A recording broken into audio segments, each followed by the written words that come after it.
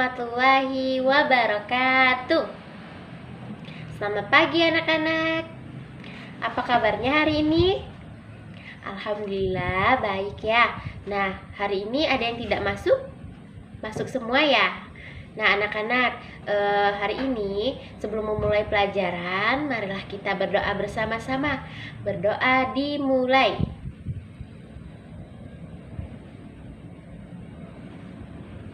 Berdoa selesai.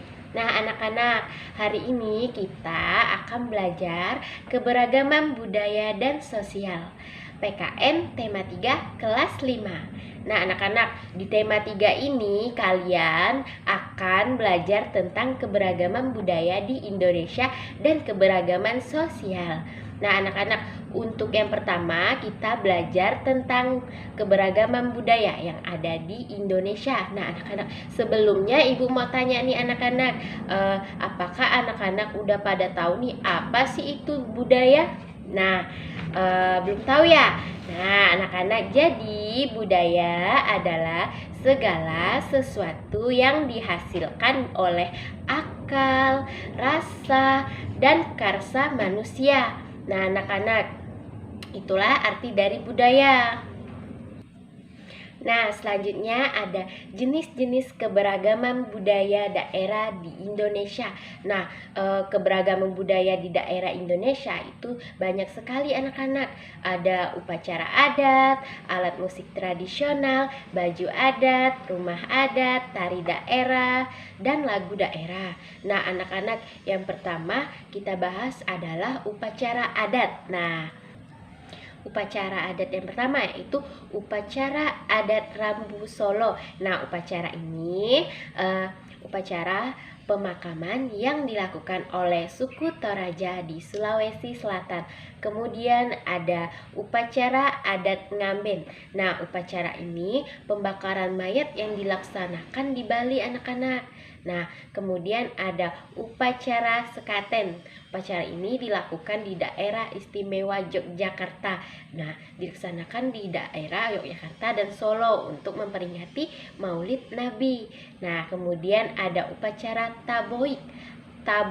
Nah anak-anak, upacara ini untuk memperingati wafatnya cucu Nabi Muhammad yaitu Husain bin Ali. Nah upacara ini dilaksanakan di Sumatera Barat.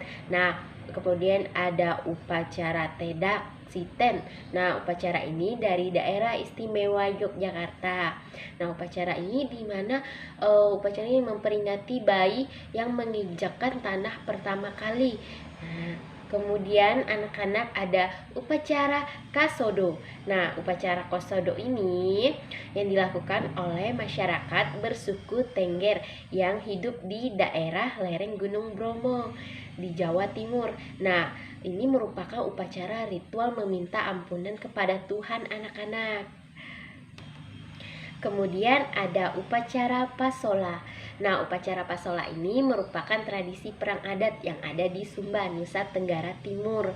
Kemudian ada upacara Serentahun. Nah upacara ini merupakan ritual bersyukur atas panenan yang melimpah. Upacara ini dilakukan oleh suku Sunda di Jawa Barat. Nah anak-anak, itulah upacara adat yang ada di daerah Indonesia.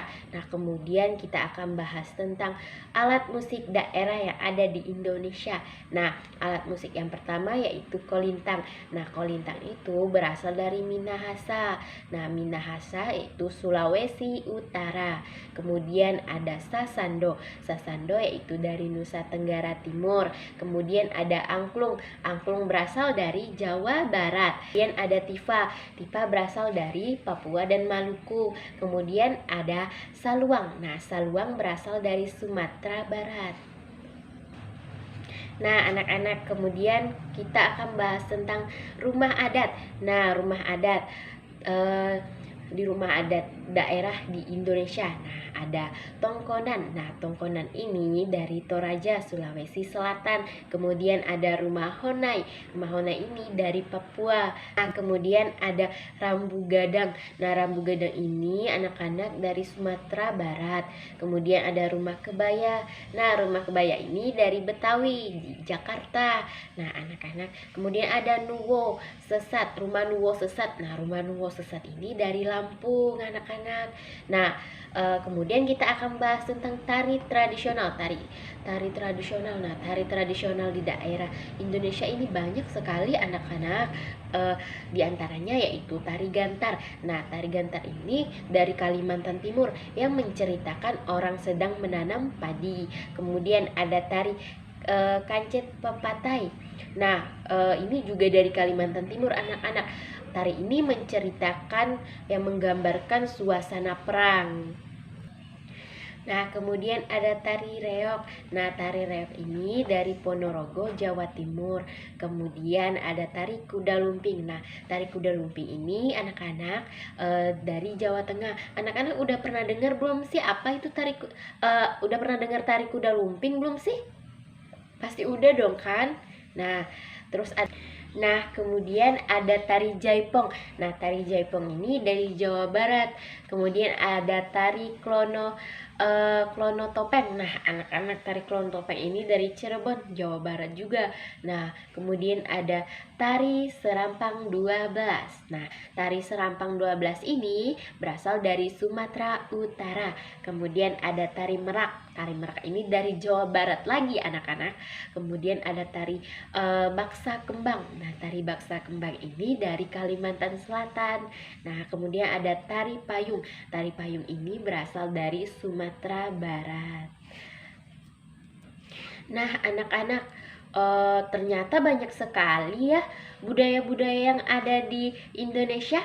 Nah, oleh karena itu, anak-anak, kita wajib melestarikan dan bangga terhadap kebudayaan yang ada di Indonesia. Nah, anak-anak, dari tampilan contoh-contoh budaya tadi, kalian bisa memahami bahwa budaya daerah satu dengan daerah yang lainnya itu berbeda kan. Nah, namun walaupun berbeda, kita memiliki pemersatu keberagaman untuk menjaga persatuan dan kesatuan bangsa. Nah, anak-anak, pemersatu keberagaman tersebut adalah semboyan bangsa Indonesia. Nah, anak-anak udah pada tahu belum apa semboyan bangsa Indonesia? Udah pada tahu belum? Belum ya? Nah, dicatat ya anak-anak, biar diingat, biar kalian bisa ingat, dihafal ya semboyan bangsa Indonesia. Nah, semboyan bangsa Indonesia berbunyi Bhinneka Tunggal Ika. Nah, apa sih Bhinneka Tunggal Ika itu? Nah, arti dari Bhinneka Tunggal Ika yaitu berbeda-beda tetapi tetap satu jua. Nah, anak-anak, itulah yang membuat dan memperkuat persatuan bangsa Indonesia.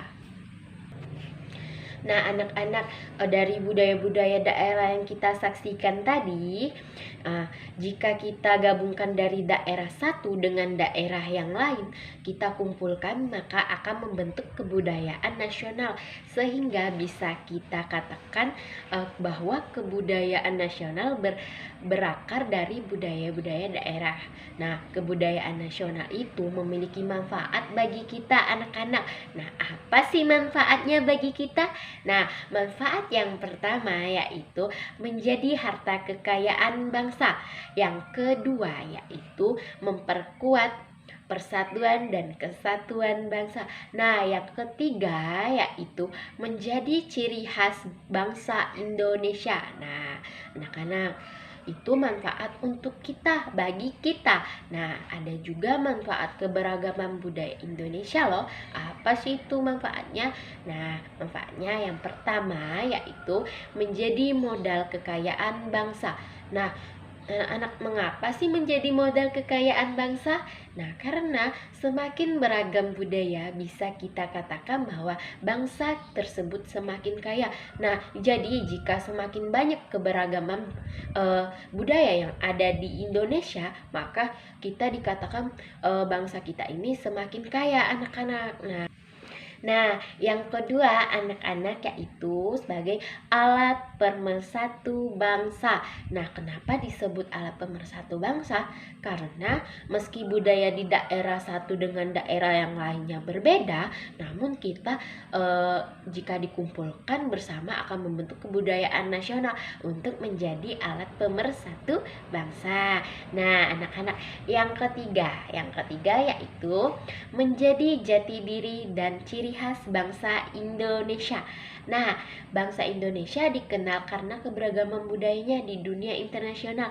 Nah, jadi anak-anak, Indonesia ini dikenal oleh negara luar, yaitu dari keberagaman di Indonesia ini sangat banyak. Nah, yang keempat yaitu menjadi model promosi pariwisata. Nah, anak-anak, mengapa menjadi model promosi pariwisata? Nah, karena keunikan dari budaya-budaya daerah yang menarik kedatangan para turis asing ataupun lokal. Nah, jadi dari keunikan kebudayaan daerah-daerah di Indonesia ini, anak-anak, para turis itu pada datang ke Indonesia untuk melihat keunikan apa sih yang ada di Indonesia. Kebudayaannya sangat menarik karena unik. Nah, seperti itu, anak-anak. Kemudian yang kelima, nah, dengan adanya peningkatan pada bidang pariwisata, tentunya akan menombak pendapatan devisa negara, anak-anak. Nah, yang keenam yaitu anak-anak, dengan adanya keberagaman budaya, maka akan menjadi sumber pengetahuan dunia. Nah, anak-anak, nah, itulah manfaat keberagaman budaya. Tentunya membuat kita harus bertanggung jawab untuk melestarikan kesenian dan budaya daerah. Nah, bagaimana sih cara melestarikan kesenian daerah, anak-anak? Udah pada tahu belum? Belum ya? Nah, cara melestarikan kesenian budaya yaitu, nah, cara melestarikan kesenian daerah yaitu dengan cara satu. Nah, yang pertama yaitu mengadakan festival kesenian tari berskala, bisa sebulan sekali ataupun setahun sekali, anak-anak. Nah, anak-anak, udah dicatat belum yang tadi Ibu jelasin? Nah, dicatat ya anak-anak, biar bisa dipelajari lagi di rumah. Nah, anak-anak, yang kedua yaitu mempromosikan kesenian daerah melalui berbagai media, bisa media elektronik, nah, media cetak sebagai poster ataupun sosial media. Nah, anak-anak, kemudian yang ketiga yaitu berlatih kesenian daerah.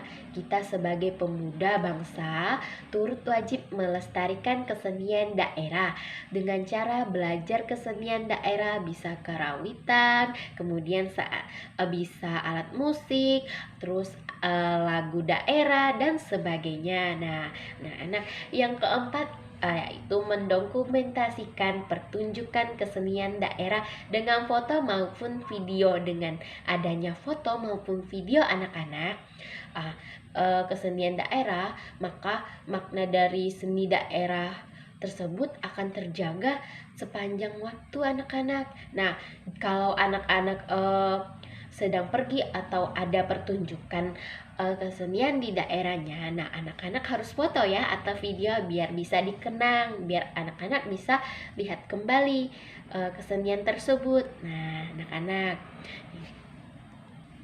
baiklah anak-anak, tadi kan kita sudah belajar keberagaman budaya. Nah, selanjutnya kita akan belajar tentang keberagaman sosial.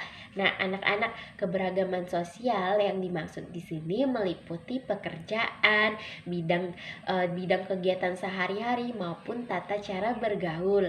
Nah, anak-anak, faktor penyebab keberagaman sosial adalah yaitu yang pertama, kondisi geografis berupa kepulauan. Nah, anak-anak, Mengapa sih faktor penyebabnya kondisi geografis berupa kepulauan? Nah, karena Indonesia ini merupakan negara kepulauan yang terbentuk dari banyak pulau, baik besar maupun kecil. Nah, anak-anak, tentunya kehidupan masyarakat di pulau yang satu dengan yang lain berbeda ya, sehingga menyebabkan Indonesia memiliki masyarakat yang beragam. Nah, yang kedua anak-anak, yang kedua yaitu letak Indonesia yang strategis dan diapit oleh dua benua. Yang ketiga yaitu keadaan transportasi dan komunikasi. Nah, anak-anak, di Indonesia ada loh daerah tertentu yang masih sulit tentang hal transportasi dan komunikasi. Nah, menjadikan kehidupan masyarakat setempat berbeda dengan yang lancar transportasi dan komunikasi anak-anak. Nah, yang keempat yaitu mudahnya masyarakat menerima. Nah, itulah anak-anak faktor penyebab keberagaman sosial. Nah, kemudian walaupun di dalam masyarakat dapat banyak sekali perbedaan di antara satu dengan yang lain, namun kita diharapkan tetap mengedepankan kerjasama untuk berbagai bidang kehidupan. Nah, apa arti penting dari kerjasama sih? Nah, anak-anak tahu nggak apa arti penting dari kerjasama? Nggak tahu ya? Nah, arti penting dari kerjasama yaitu yang pertama, mempererat kerukunan dan persaudaraan. Nah, yang kedua yaitu memperkuat persatuan dan kesatuan bangsa. Yang ketiga, anak-anak, pekerjaan akan menjadi ringan. Nah, jika kita bekerja sama, maka pekerjaan kita akan menjadi ringan. Nah, anak-anak, dicatat ya anak-anak, jangan sampai nggak dicatat. Nanti anak-anak lupa loh. Nah, ini sangat penting ya anak-anak. Nah, yang keempat yaitu meningkatkan efektivitas dan efisiensi bekerja. Nah, yang kelima yaitu menimbulkan semangat gotong royong dan kekeluargaan. Nah, itulah anak-anak penjelasan Ibu tentang keberagaman budaya dan sosial. Tidak terasa ya sudah selesai materi yang Ibu jelaskan. Nah, sebelum mengakhiri pelajaran kita hari ini, Ibu ingin mengajak anak-anak bernyanyi Garuda Pancasila. Lagu Garuda Pancasila anak-anak udah tahu kan semuanya? Udah, yuk kita nyanyi sama-sama. Garuda Pancasila, akulah pendukungmu, patriot proklamasi, setia berkorban untukmu. Pancasila dasar negara, rakyat adil makmur sentosa, pribadi bangsaku. Ayo maju, maju, ayo maju, maju, ayo maju, maju. Nah, anak-anak, terima kasih ya sudah mau bernyanyi bersama Ibu. Nah, sebelum kita mengakhiri pelajaran hari ini, marilah kita berdoa bersama-sama. Berdoa dimulai. Berdoa selesai. Sekian dari Ibu. Wassalamualaikum warahmatullahi wabarakatuh.